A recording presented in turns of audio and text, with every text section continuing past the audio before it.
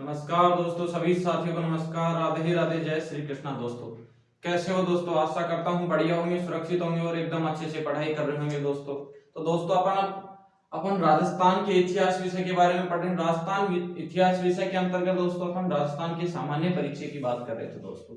अपन बात कर रहे थे दोस्तों राजस्थान के इतिहास की, राजस्थान के इतिहास की बात कर रहे थे दोस्तों। अपन राजस्थान के इतिहास के अंतर्गत दोस्तों अपन राजस्थान के इतिहास के सामान्य परिचय पर चर्चा कर रहे थे।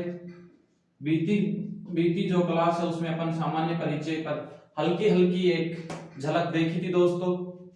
बीते समय में दोस्तों जो क्लास हुई उसमें अपन रियासतों तक पढ़ दिए थे दोस्तों। रियासतों तक कि राजस्थान में कुल कितनी रियासतें थी दोस्तों? 19 रियासतें। तो 4-5 मिनट में दोस्तों मैं पिछला कुछ आपको रिवीजन करवा देता हूँ मोटे मोटे तौर पर, जिससे कि अपन अगली क्लास में एकदम अच्छे से जुड़ पाए दोस्तों।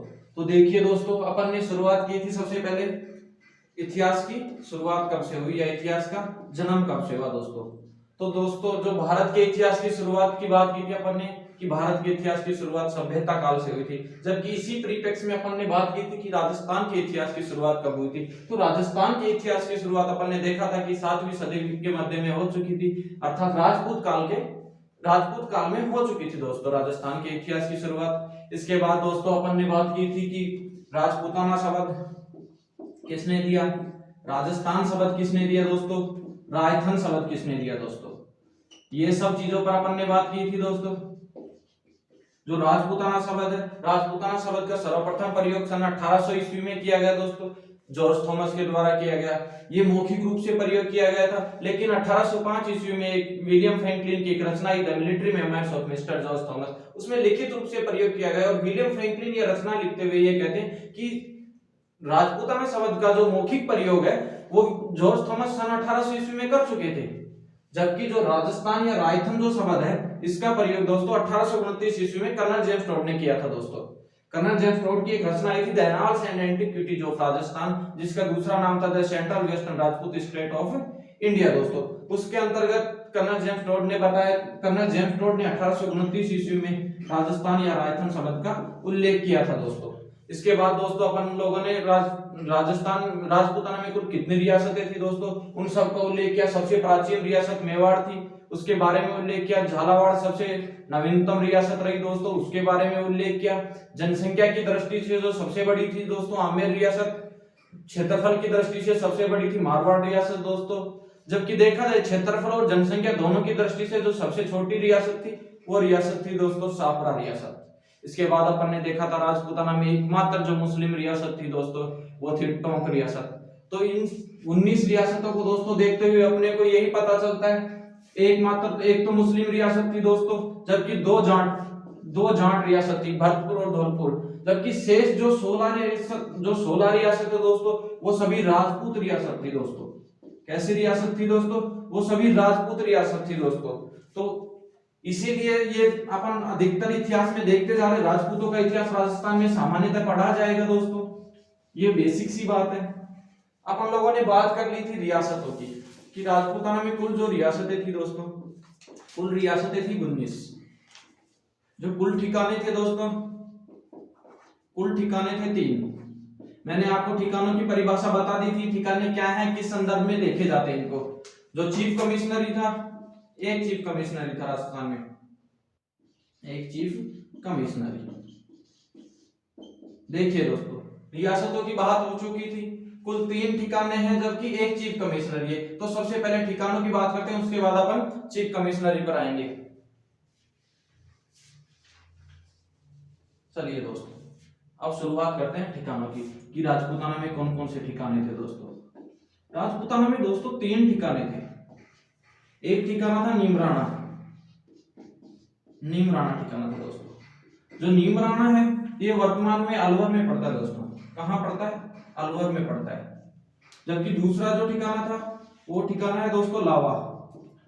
उस समय ये जो लावा था दोस्तों ये जयपुर रियासत का ठिकाना हुआ करता था। किस रियासत का ठिकाना हुआ करता था दोस्तों?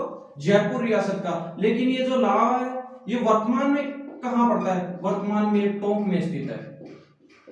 वर्तमान में जो लावा है वो टोंक में स्थित है। कहां? टोंक में स्थित है वर्तमान में। ये बात ध्यान रखने की बात है कि जो लावा वर्तमान में टोंक में है, जो राजस्थान की प्रतियोगी परीक्षाएं इसमें यही प्रश्न पूछा जाता है कि जो लावा रियासत जयपुर के अंतर्गत जो लावा ठिकाना था तो वो वर्तमान में कहाँ पड़ता है। तो आपको ये जरूर ध्यान में होना चाहिए कि टोंक में पड़ता है। जो तीसरा ठिकाना था वो था कुशलगढ़। कुशलगढ़ है बांसवाड़ा में। अब ये कुशलगढ़ देख के आपको कुछ याद आ रहा होगा, जब आपने राजस्थान के भूगोल विषय पे चर्चा की होगी कि राजस्थान से एकमात्र कर्क रेखा गुजरती है, वो कुशलगढ़ के मध्य से ही गुजरती है दोस्तों, बांसवाड़ा से। तो आपको ये चीज भूगोल को जोड़ते हुए याद रखनी है। दोनों को अगर एक दूसरे से जोड़ते हुए परिप्रेक्ष्य में बातें करोगे तो ज्यादा आसान होगा समझना बजाय रटने की। तो आपको दोनों चीजें तुलनात्मक दृष्टि से देखते हुए चलनी है, हिस्ट्री में कौन सी चीज कहाँ है और ज्योग्राफी में वो वही चीज कहाँ पड़ती है। इसके आगे बात करते हैं जो एक चीफ कमिश्नरी है,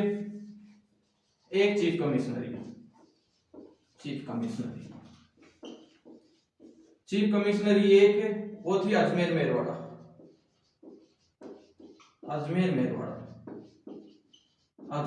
चीफ कमिश्नरी है दोस्तों।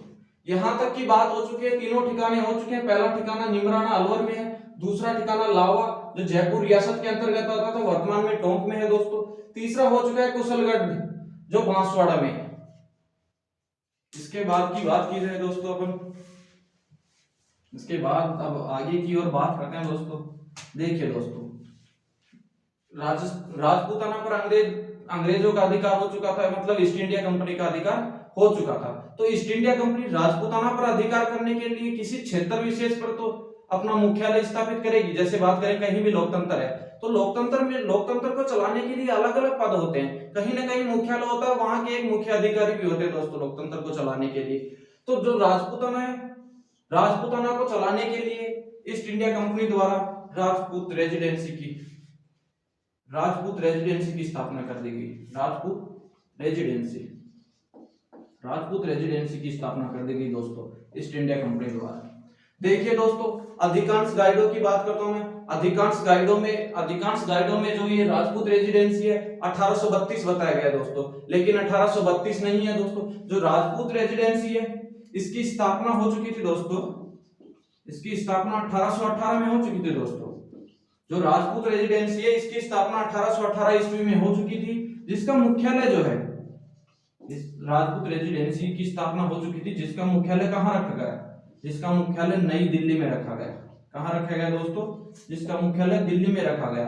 अब कहीं भी किसी भी चीज का मुख्यालय है तो वहां पर एक उच्च पदाधिकारी भी होगा, उच्च पदाधिकारी होगा तो उस पद का नाम भी होगा। तो जो राजपूत रेजिडेंसी का जो उच्च पदाधिकारी था, जो मुख्य अधिकारी था दोस्तों, जो मुख्य अधिकारी है, इसके पद का जो नाम रखा गया वो रखा गया resident of Rajput. Resident of Rajput रखा गया। और जो प्रथम रेजिडेंट ऑफ राजपूत बने दोस्तों, उनका नाम था डेविड ऑक्टरलोनी। डेविड ऑक्टरलोनी क्या थे, प्रथम रेजिडेंट ऑफ राजपूत।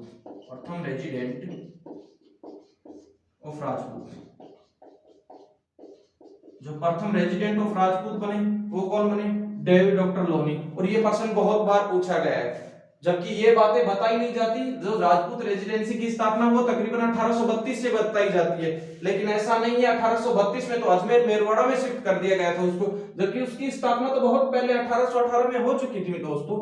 ये चीज ध्यान रखने वाली बात है। इसके आगे देखिए, ये राजपूत रेजिडेंसी है, इसकी स्थापना 1818 में दिल्ली में हो चुकी थी। जो मुख्य पदाधिकारी था रेजिडेंट ऑफ राजपूत, वो कौन थे, प्रथम रेजिडेंट ऑफ राजपूत कौन बने थे, डेविड ऑक्टरलोनी बने थे। इसके बाद देखिए दोस्तों, 1832 ईस्वी में क्या होता है, ये मुख्यालय दिल्ली से शिफ्ट कर दिया। दिल्ली से कहां शिफ्ट कर दिया गया इसको, दिल्ली से शिफ्ट कर दिया जाता है इसको अजमेर में। 1832 में इसको दिल्ली से शिफ्ट कर दिया जाता है, कहां, अजमेर में। किसको शिफ्ट कर दिया जाता है, राजपूत रेजिडेंसी को शिफ्ट कर दिया जाता है 1832 में, अजमेर में शिफ्ट कर दिया जाता है। और जो मुख्य पदाधिकारी है, जो मुख्य अधिकारी था, उसका पद का नाम बदल दिया गया दोस्तों। पहले था रेजिडेंट ऑफ राजपूत, अब उसी पद का नाम बदलकर क्या कर दिया गया, एजीजी कर दिया गया। एजीजी का मतलब होता है agent to governor general, agent to governor general बना दिया गया। एजीजी का जो अर्थ होता है वो होता है agent to governor general, agent to governor general. ये प्रश्न बहुत बार पूछा गया है कि राजस्थान के जो प्रथम एजीजी बने वो कौन बने दोस्तों। काफी बार रिपीट हुआ है, चाहे राजस्थान की उच्च स्तरीय परीक्षा हो, निम्न स्तरीय परीक्षा हो, कैसे भी परीक्षा हो, उनमें यही चीजें बहुत बार बार रिपीट हुई। इसीलिए दोस्तों जब मैंने राजस्थान के सामान्य परिचय की शुरुआत की थी तो आपको बताया था कि राजस्थान का सामान्य परिचय अगर आपको क्लियर है तो 1 या 2 प्रश्न आपके कहीं नहीं गए, आप आराम से 1 या 2 प्रश्न कर जाओगे। अगर आप सामान्य परिचय नहीं पढ़ोगे, सीधा आप राजपूत राजवंशों पे चलोगे या मुगल मेवाड़ सामंतों पे चलोगे, जो भी करोगे आप वहां आप मात खा जाओगे इन चीजों में। लेकिन ऐसा होना नहीं चाहिए दोस्तों। जो प्रथम एजीजी बने, जो प्रथम एजीजी थे दोस्तों, देखिए 1832 में अजमेर मेरवाड़ा में शिफ्ट कर दिया गया इसको।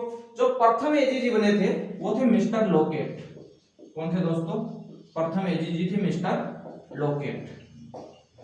ये बात आपको क्लियर होनी चाहिए कि जो प्रथम एजीजी बने वो कौन बने। प्रथम एजीजी बने दोस्तों मिस्टर लोकेट। अब देखिए दोस्तों ये बात यहीं खत्म नहीं होती दोस्तों। जो अंग्रेज थे वो गोरे लोग हैं, वो रहते कहाँ हैं?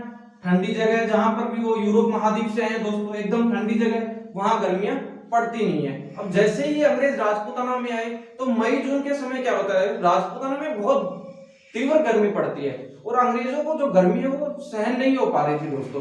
तो अंग्रेजों ने क्या किया दोस्तों, 1845 ईस्वी में क्या किया, 1845 ईस्वी में चीफ कमिश्नरी जो है उसको अस्थायी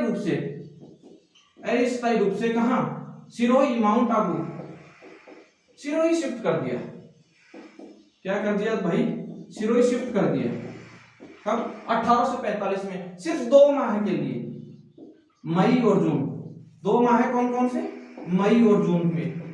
ये बात मैं आपको क्यों बता रहा हूं, क्योंकि इस बात की आवश्यकता पड़ेगी जब अपन 1857 की क्रांति के बारे में उल्लेख करेंगे दोस्तों। ये प्रश्न एक बार पहले पूछा गया है कि जो राजपूताना में 1857 की क्रांति की जो सूचना है सबसे पहले कहां मिली, और 1857 की जो क्रांति 10 मई के आसपास शुरू हुई, राजपूताना में उसकी सूचना 17 मई के आसपास आती है। तो देखिए दोस्तों ये बात गौर करने लायक है।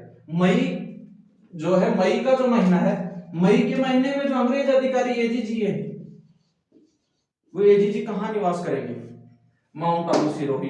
तो ये प्रश्न यहीं से पूछा गया था डायरेक्ट। ये भी आपको याद रखना, 1845 में जो राजपूत रेजिडेंसी उसको अस्थायी रूप से शिफ्ट कर दिया गया। कहां? सिरोही, माउंट आबू में 2 महीने के लिए, क्योंकि 2 महीने ठंड पड़ेगी, उसके बाद मौसम बदलेगा, अंग्रेज वापस कहां आ जाएंगे? अजमेर मेरवाड़ा में आ जाएंगे दोस्तों। तो ये बात आपको याद रखनी है, इस प्रीफिक्स में भी याद रखनी है और 1857 की क्रांति के संदर्भ में भी याद रखनी है, क्योंकि प्रश्न बहुत बार पूछा जाता है कि राजपूताना में 1857 की क्रांति की सूचना सबसे पहले कहां पहुंची थी? तो सिरोही पहुंचेगी सबसे पहले सूचना, क्योंकि अंग्रेज अधिकारी कहां रहेगा? सिरोही ही रहेगा दोस्तों। तो दोस्तों जो राजपूत रेजिडेंसी है इसका उल्लेख यहीं तक मिलता है दोस्तों अपने को। इसके बाद देखिए दोस्तों, काफी देर से अपन राजपूत सब पढ़ रहे हैं। जब मैं किसी वंश की बात नहीं कर रहा, यहाँ किसी पर्टिकुलर वंश के बारे में नहीं बात कर रहा कि राजपूत कहां से आए दोस्तों। अपन देख रहे हैं जो 19 रियासतें हैं, 19 में से जो 16 रियासतें दोस्तों, 16 रियासत जो हैं, 16 रियासत कैसी है दोस्तों? सभी राजपूत रियासत है। कैसी रियासत है? राजपूत रियासत। अब ये प्रश्न अपने सामने आता है कि ये राजपूत है, ये आए कहां से थे, इनकी उत्पत्ति कैसे हुई, इनका विकास कैसे हुआ। तो अलग अलग इतिहासकार क्या करते हैं, अपना अलग अलग मत देते हैं। अलग अलग इतिहासकारों का अलग अलग मान है कि राजपूत यहां से आए, वहां से आए। ये सब चीजें अलग अलग इतिहासकारों के अनुसार अलग अलग चीजें मानी जाती हैं। तो अपनी हेडिंग डाले राजपूतों की उत्पत्ति के सिद्धांत। देखिए दोस्तों, राजपूतों की उत्पत्ति के सिद्धांत, राजपूतों की उत्पत्ति के सिद्धांत सबसे प्रमुख है। एग्जाम में यहीं से प्रश्न आएगा दोस्तों। अपन इतिहास में बहुत सी प्रेम कथाएं पढ़ेंगे, प्रेम कथाओं से कहीं कोई प्रश्न नहीं बनता है। जो तर्क आएंगे, तर्क सीधे पूछे जाते हैं कि ये कथन किस इतिहासकार का है या किसका नहीं है। ये चीजें पूछी जाएंगी, सब चीजें पूछी जाती है दोस्तों। ऐसे ही सीधे तर्क आएंगे आपके सामने और उन्हीं तर्कों का आपको जवाब आना चाहिए, जो भी डाउट है यही क्लियर होना चाहिए एग्जाम में, कहीं कोई डाउट नहीं रहना चाहिए। देखिए दोस्तों, राजपूतों की उत्पत्ति के सिद्धांतों की बात करें तो अलग अलग इतिहासकारों ने अलग अलग मत दिए, तो सभी इतिहासकारों की बात करते हुए आगे की ओर बढ़ेंगे एक एक करके, अपन अंतिम तक जो सर्वमान्य मत आया था अग्निकुंड सिद्धांत चंद्रवरदाई ने दिया पृथ्वीराज रासो ग्रंथ में, तो वहां तक अपन चलेंगे। तो कुछ विदेशी मत है, कुछ देशी मत है, कुछ अपने यहाँ के इतिहासकारों के मत है, कुछ विदेशी इतिहासकारों के मत है। तो मैं आपको सब कुछ बताता हूँ। नंबर 1 पे लिखिए दोस्तों, गौरीशंकर हीराचंद ओझा। गौरीशंकर हीराचंद ओझा, गौरीशंकर हीराचंद ओझा। देखिए मित्रों, जो गौरीशंकर हीराचंद ओझा है, गौरीशंकर हीराचंद ओझा कहते हैं कि जो राजपूत है ना वो आर्यों की संतानें हैं।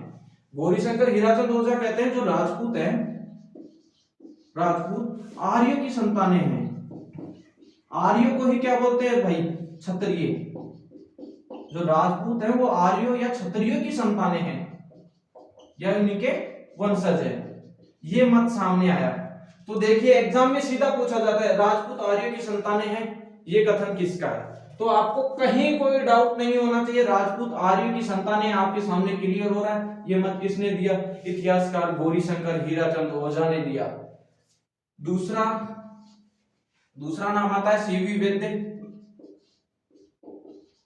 दूसरे जो इतिहासकार है वो है सीवी वैद्य। सीवी वैद्य क्या कहते हैं? सीवी वैद्य के अनुसार जो राजपूत है, राजपूत सुद्रूप से भारतीय हैं दोस्तों। कैसे हैं राजपूत?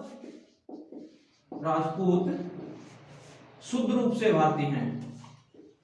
राजपूत शुद्ध रूप से भारतीय है। राजपूत शुद्ध रूप से भारतीय है। ये कथन किसका है? सीवी वैद्य के अनुसार आपको याद रखना है ओझा, ओझा का है और यहाँ आर्य, ये चीज आपको कंफ्यूजन होनी नहीं चाहिए।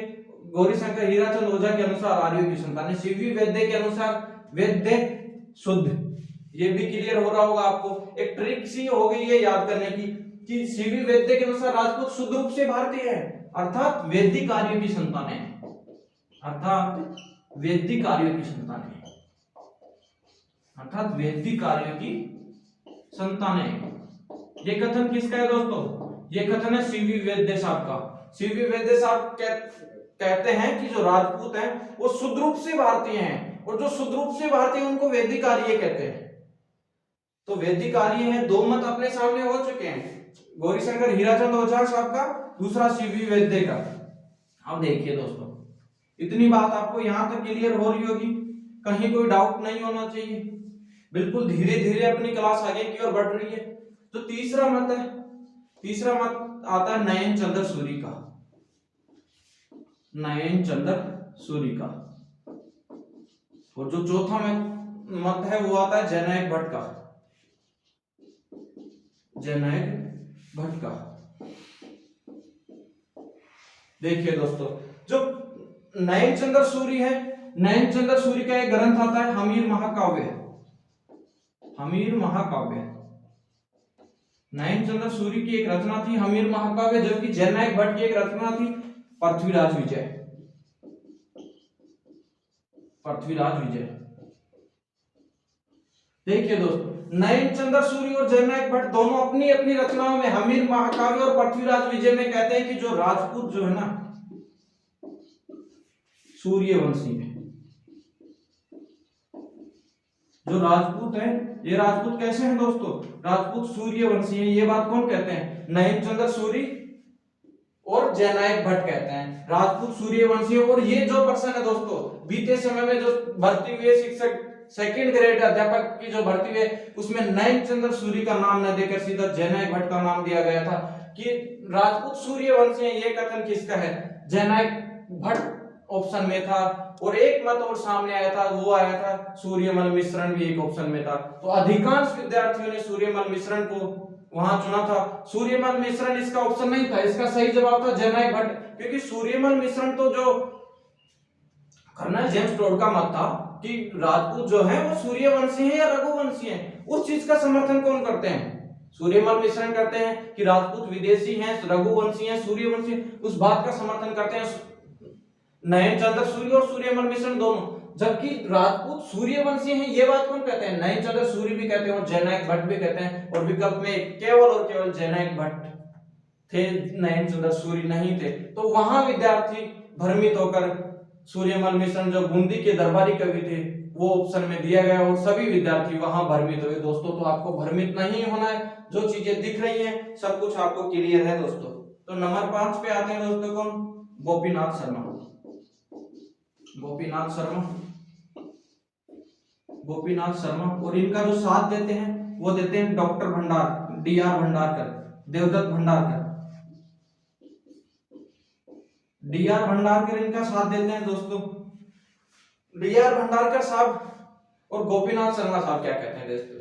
गोपीनाथ शर्मा जी तो खुद ब्राह्मण है, तो गोपीनाथ शर्मा जी क्या कहते हैं, जो राजपूत है ना, राजपूत ब्राह्मणों के वंशज हैं, या राजपूतों की जो उत्पत्ति हुई है, राजपूतों की उत्पत्ति जो है, राजपूतों की उत्पत्ति ब्राह्मणों, राजपूतों की उत्पत्ति ब्राह्मणों अथवा गुर्जरों से हुई है दोस्तों, गुर्जरों से हुई है। तो यहां तक आपको कोई कंफ्यूजन नहीं होना चाहिए दोस्तों, ये क्लियर है। नयनचंद्र सूर्य का ग्रंथ हमीर महाकाव्य, जबकि जननायक भट्ट का ग्रंथ है पृथ्वीराज विजय। उसमें ये दोनों कवि जो है वो यही उल्लेख करते हैं कि राजपूत सूर्यवंशी हैं। जबकि जो ये बात तो कहीं डाउट ही नहीं होना चाहिए, गोपीनाथ जो शर्मा है वो खुद ब्राह्मण है और राजपूतों को भी ब्राह्मणों अथवा गुर्जरों के वंशज बताते हैं या उनकी संतानें बताते हैं। तो यहां तक कहीं कोई डाउट नहीं होना चाहिए आप लोगों को, सब कुछ एकदम धीरे धीरे से क्लियर होता जा रहा है, अपनी क्लास आगे की ओर बढ़ती जा रही है दोस्तों। चलिए दोस्तों 5 मत हो चुके हैं। छठा मत देखिए। छठा मत एक बहुत ही प्रचलित अवधारणा है, आपने नाम सुना होगा, मिश्रित अवधारणा। मिश्रित अवधारणा, मिश्रित जो अवधारणा है वो है डीपी चट्टोपाध्याय की, डीपी चट्टोपाध्याय। देखिए दोस्तों जो मिश्रित अवधारणा दी है वो मिश्रित अवधारणा किसने दी है? इतिहासकार डीपी चट्टोपाध्याय ने दी है। डीपी चट्टोपाध्याय साहब क्या कहते हैं कि जो राजपूत है ना, राजपूत भारतीय व विदेशियों, भारतीय व विदेशियों की मिश्रित संतानें हैं। राजपूत जो है वो भारतीय व विदेशियों की मिश्रित संतानें हैं, मिश्रित संतानें हैं। ये बात कौन कहते हैं? डीपी चट्टोपाध्याय साहब कहते हैं। अब आगे एक इतिहास कराएंगे बीएल चट्टोपाध्याय, तो आपको कहीं कंफ्यूजन नहीं होना है डीपी चट्टोपाध्याय में और बीएल चट्टोपाध्याय में। डीपी चट्टोपाध्याय साहब क्या कहते हैं कि जो राजपूत है ना वो भारतीय व विदेशियों की मिश्रित संतानें हैं। अब डीपी चट्टोपाध्याय ऐसा क्यों कहते हैं दोस्तों? तो उस समय एक बात करते हैं, संपूर्ण चारों तरफ की बात करता हूं। उस समय 4 लड़ाकू जातियां हुआ करती थी। एक लड़ाकू जाति थी संघ, दूसरी थी सिथियन, एक थी कुषाण। कुषाणों का तो आपने बहुत ही परिचित एक शासक रहे कुषाणों में कनिष्क। जो नंबर 4 थी वो थे हूण। देखिए दोस्तों ये 4 लड़ाकू जातियां हुआ करती थी उस समय, शक, सिथियन, कुषाण और हूण प्लस भारतीय। तो डीपी चट्टोपाध्याय का तो यही मानना है कि विदेशी प्लस भारतीय इन सब का मिश्रण है राजपूत दोस्तों। ये सब डीपी चट्टोपाध्याय साहब की अवधारणा है। इन सब चीजों के साथ दोस्तों आपको अब एक नोट लगाना है। नोट लगा के एक बहुत ही महत्वपूर्ण बात आएगी कर्नल जेम्स टोड की। नोट लगा के लिखो, 4 जातियां वो हो गई, एक भारतीय हो गई। तो कर्नल जेम्स टोड कहते हैं, कर्नल जेम्स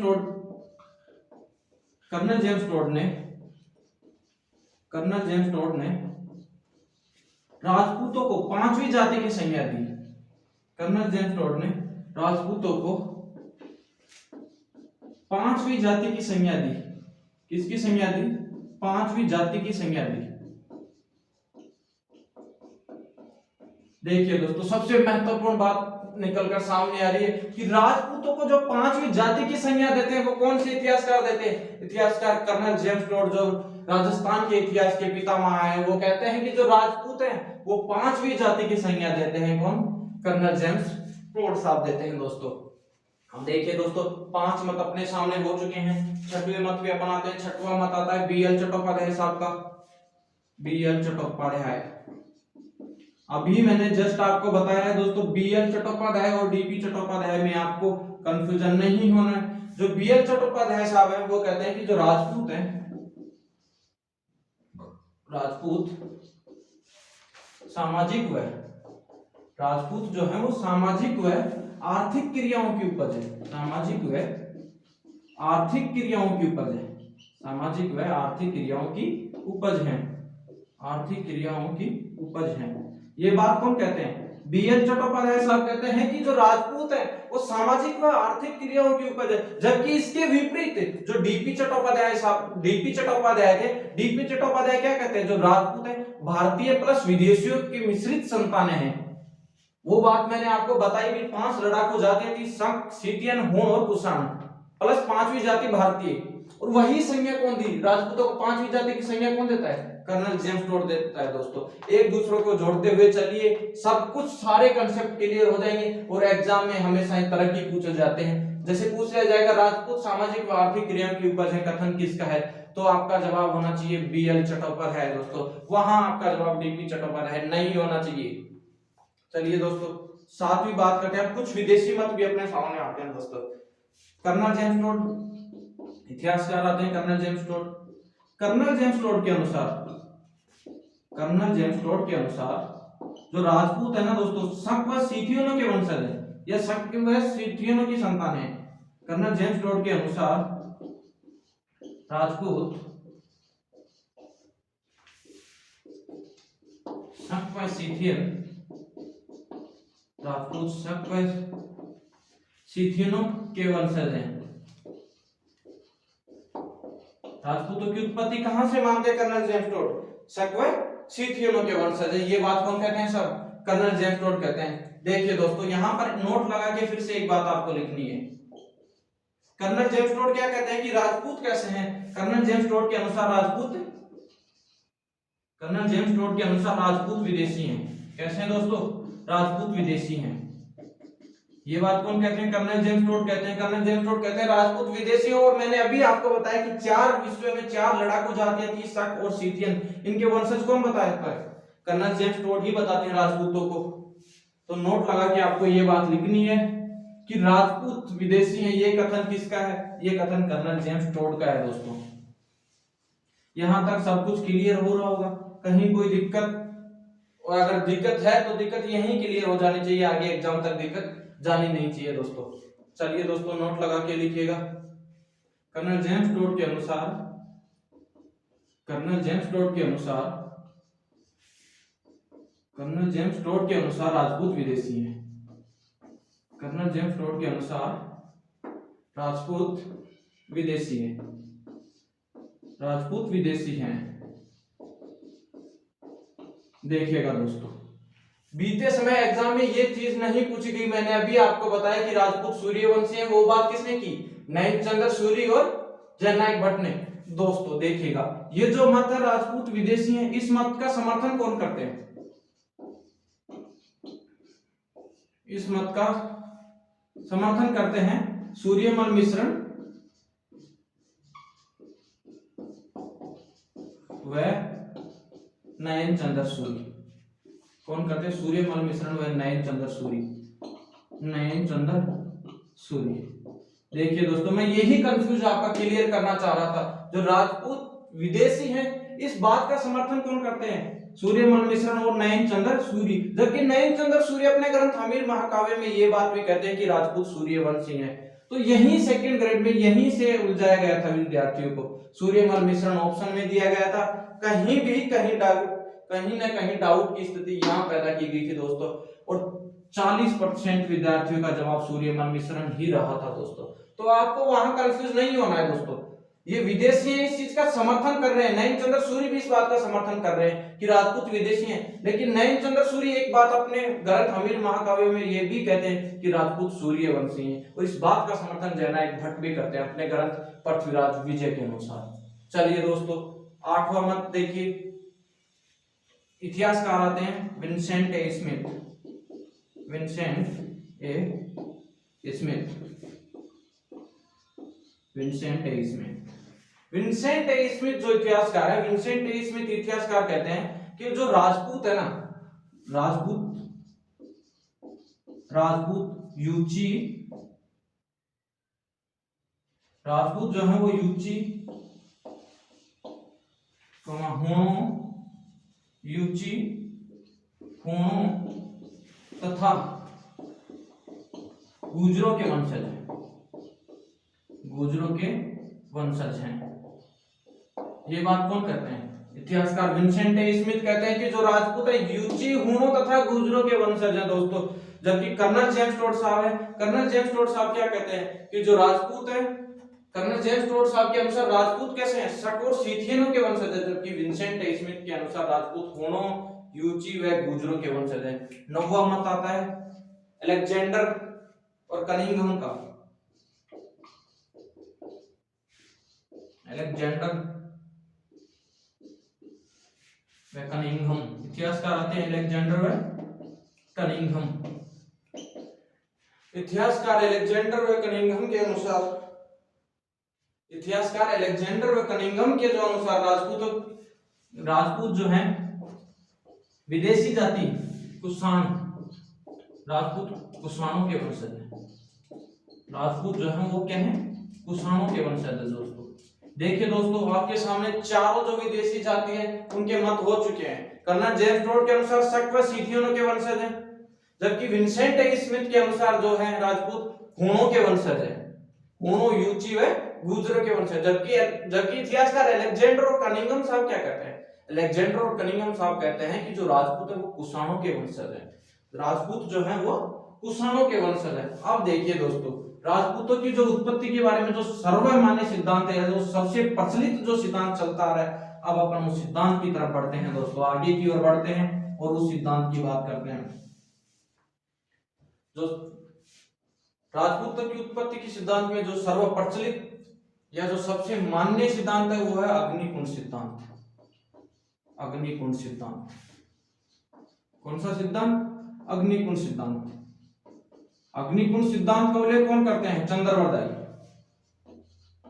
कौन करते हैं भाई? चंद्रवरदाई।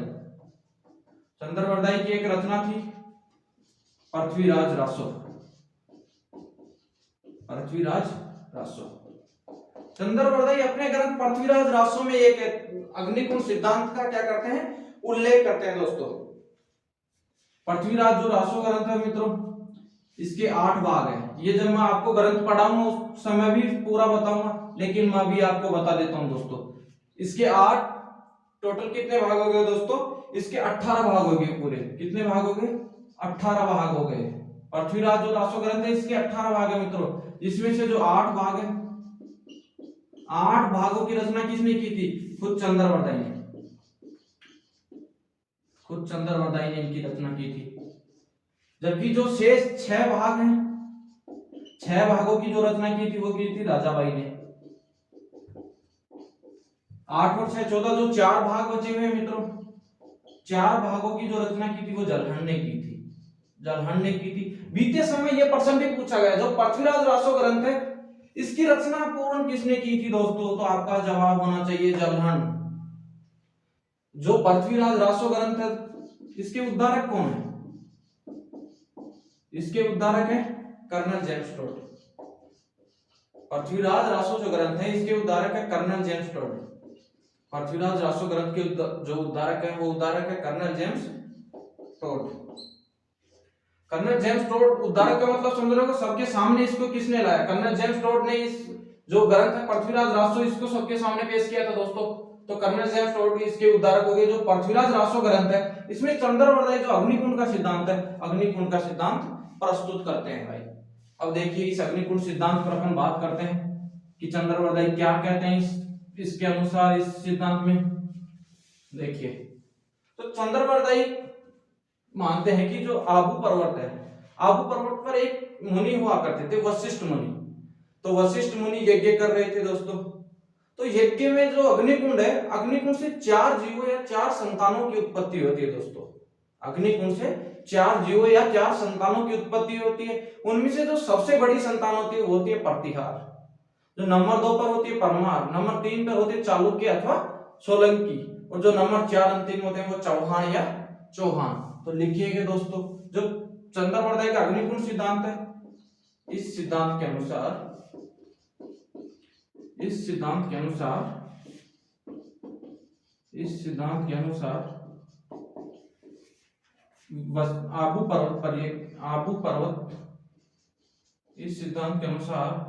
आबू पर्वत पर वशिष्ठ मुनि या वशिष्ठ मुनि, आबू पर्वत पर वशिष्ठ मुनि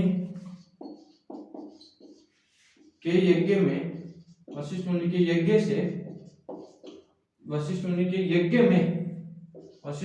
यज्ञ में अग्निकुंड से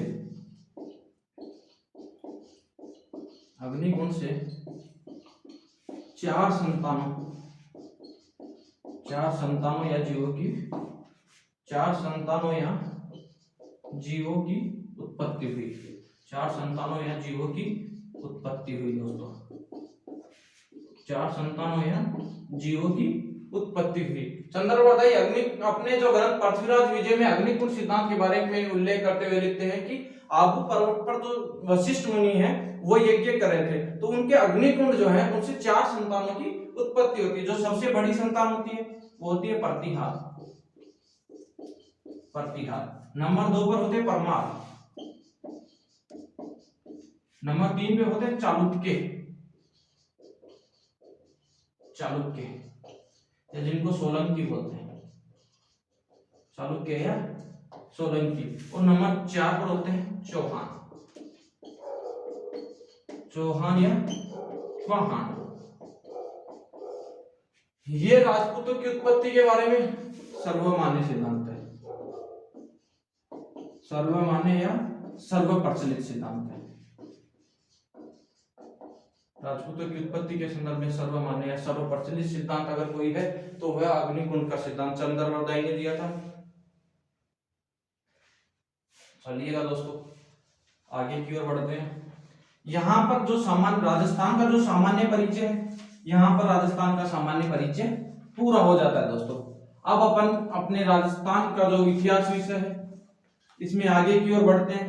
देखिए दोस्तों, जो भी बीते समय के एग्जाम है, बीते समय की जो एग्जामें हुई हैं उनमें एग्जामिनर क्या करता है दोस्तों, मुगल राजपूत संबंध सीधा लिखता है, मुगल राजपूत संबंध। एग्जामिनर ये चीज लिख देता है मुगल राजपूत संबंध, नीचे लिख देता है प्रमुख राजवंश, नीचे क्या लिख देता है, प्रमुख राजवंश। देखिए दोस्तों, अब अपन मात कहाँ खाते हैं, मुगल राजपूत संबंध लिख दिया, नीचे लिख दिया प्रमुख राजवंश, तो अपन क्या करते हैं, मुगल राजपूत संबंध देख लेते हैं, पूरा राजवंश नहीं पढ़ते हैं दोस्तों, लेकिन एग्जामिनर ये प्रमुख राजवंश लिख के स्वतंत्र हो जाता है। वो यहाँ बाध्य नहीं होता कि वो मुगल राजपूत संबंध से ही प्रश्न पूछे, एग्जामिनर किसी भी राजवंश में से कहीं से भी प्रश्न पूछने के लिए स्वतंत्र हो जाता है और अपन वहीं फंस जाते हैं। तो देखिए दोस्तों, अपने को मुगल राजपूत संबंध पढ़ने के साथ साथ पूरा राजवंश पढ़ना है राजस्थान का। तो राजस्थान का जो इतिहास है, राजस्थान की जिस भी प्रतियोगी परीक्षा में, वहां अपने को मुगल राजपूत संबंध के साथ साथ प्रमुख राजवंश भी पढ़ने होते हैं दोस्तों। तो अब अपन शुरू करने जा रहे हैं मेवाड़ राज्य का इतिहास। मेवाड़ राज्य का इतिहास अब अपन आगे की ओर शुरू करने जा रहे हैं दोस्तों। जो मेवाड़ राज्य का इतिहास है इसके बारे में मैं आपको सामान्य सी बातें बता देता हूँ आज, बाकी जो बात होगी वो अगली क्लास में होगी दोस्तों। तो मेवाड़ राज्य का जो इतिहास है इसके बारे में चर्चा करने से पहले अपन चर्चा करेंगे कि मेवाड़ का जो प्राचीन नाम है या मेवाड़ के बारे में जो सामान्य नाम है वो क्या है। देखिए दोस्तों, बेसिक सी जानकारी बता देता हूँ। मेवाड़ में जिस राजवंश ने शासन किया वो था गुहिल राजवंश। कौन सा राजवंश था भाई? गुहिल राजवंश। अब देखिए दोस्तों, जब अपन ने थोड़े समय पहले पढ़ा तो अपन ने राजपूतों की उत्पत्ति के सिद्धांत पढ़े थे, किसी पर्टिकुलर वंश के सिद्धांत नहीं पढ़े थे दोस्तों। तो वो जो सिद्धांत है वो आप गुहिलों के संदर्भ में लागू मत कर देना भाई, ये गलती बिल्कुल नहीं करनी है। आप देखिए दोस्तों, मेवाड़ के सबसे पहले अपन बात करते हैं क्या, प्राचीन नामों से शुरुआत करते हैं। प्राचीन नाम, मेवाड़ के जो प्राचीन नाम है दोस्तों, महाभारत काल में बात करता हूं सबसे पहले महाभारत काल की। महाभारत काल की, महाभारत काल में जो मेवाड़ है दोस्तों, महाभारत काल में जो क्षेत्र है वो जनपदों में बटे हुए थे दोस्तों। तो महाभारत काल में मेवाड़ का नाम था, वो था सीवी जनपद। कौन सा जनपद भाई? सीवी जनपद। जनपदों में बटे हुए थे सीवी जनपद, और एक हर जनपद की एक अलग अलग राजधानी थी। तो जो मेवाड़ था, जिस मेवाड़ का नाम क्या था? सीवी जनपद। और इसकी जो राजधानी रही, इसकी जो राजधानी रही वो राजधानी रही थी मध्यमिका। जो सीवी जनपद की राजधानी थी वो कौन सी थी? मध्यमिका। और मध्यमिका वर्तमान में कहां? चित्तौड़गढ़। जो ये मध्यमिका ये कहां पड़ती है? वर्तमान में चित्तौड़गढ़ में पड़ती है। चलिए दोस्तों आगे की ओर बढ़ते हैं। एक नाम हो चुका है मेवाड़ का, महाभारत काल में जो है वो मेवाड़ का नाम हो चुका है सीवी जनपद। आगे नाम आज कंप्लीट करेंगे, इसके बाद जो आगे का मेवाड़ का जो इतिहास है वो आगे की क्लास में पढ़ेंगे दोस्तों। दूसरा जो नाम है मेवाड़ का वो रखा गया है मेरुनाल। एक नाम जो अपने सामने आता है वो आता है मेरुनाल। मेरु का अर्थ क्या होता है दोस्तों? पर्वत। क्या होता है? पर्वत। तो इसका अर्थ क्या हुआ? पहाड़ी क्षेत्र का क्या है? प्रमुख राजवंश है। पहाड़ी क्षेत्र का प्रमुख राजवंश।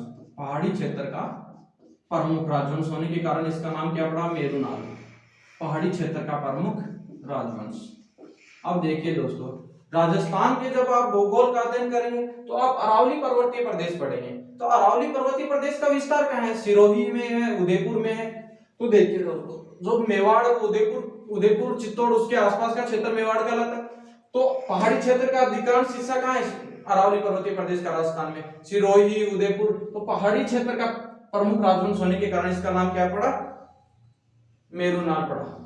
तीसरा देखिए दोस्तों, इसका नाम पड़ा प्रागवाट। इसका नाम प्रागवाट क्यों पड़ा? अब आगे जैसे ही अपन पढ़ेंगे तो देखेंगे संपूर्ण राजपूताना में है ना दोस्तों, सबसे जो संपन्न राजवंश था वो मेवाड़ का ही था। तो प्रागवाट नाम पड़ा संपन्न राजवंश होने के कारण। संपन्न राजवंश के कारण, संपन्न राजवंश के कारण इसका नाम क्या पड़ा दोस्तों? प्रागवाट पड़ा। चौथा नाम देखिए दोस्तों, मेदपाट। मेदपाट पड़ा मेव जाति की अधिकता के कारण। कौन सी जाति की अधिकता के कारण? मेव जाति की अधिकता के कारण। मेव जाति की अधिकता के कारण, मेव जाति की अधिकता के कारण इसका नाम क्या पड़ा? मेदपाट पड़ा। पांचवा देखिए दोस्तों, उदसर। उदसर इसका नाम क्यों पड़ा? क्योंकि भील जाति का प्रमुख क्षेत्र था। भीलों का प्रमुख क्षेत्र होने के कारण, भीलों का प्रमुख क्षेत्र होने के कारण या भीलों की अधिकता के कारण, भीलों का प्रमुख क्षेत्र, भीलों का प्रमुख क्षेत्र होने के कारण इसका नाम पड़ा क्या? उदसर दोस्तों। तो देखिए दोस्तों, 5 नाम अपने सामने हुए हैं। सीवी जनपद हुआ, सीवी जनपद की राजधानी मध्यमिका महाभारत काल में हुआ। उसके बाद देखिए मेरुनाल, क्योंकि पहाड़ी क्षेत्र का प्रमुख राजवंश है इसलिए इसका नाम पड़ा मेरुनाल। प्रागवाट, क्योंकि संपन्न राजवंश होने के कारण इसका नाम क्या पड़ा? प्रागवाट। उदसर नाम पड़ा भीलों का प्रमुख क्षेत्र होने के कारण। मेदपाट नाम पड़ा क्योंकि मेव जाति की अधिकता के कारण। अब देखिए दोस्तों, आजकल एग्जामिनर काफी ज्यादा तेज हो चुके हैं। आजकल एग्जामिनर क्या करते हैं दोस्तों? झंडे से भी प्रश्न पूछ लेते हैं। संपूर्ण राजवंश को छोड़कर आजकल झंडे से प्रश्न पूछे जाते हैं दोस्तों। तो ये सब चीजें हैं, ये अपन बची हुई चीजें करेंगे अगली क्लास में। तब तक के लिए धन्यवाद दोस्तों।